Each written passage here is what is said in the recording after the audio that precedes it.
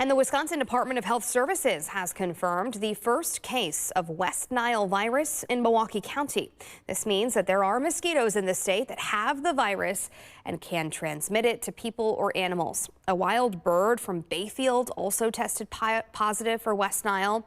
As of this morning, those are the only cases reported so far for both people and animals, according to Wisconsin DHS. Last year, the state had 27 cases of West Nile virus.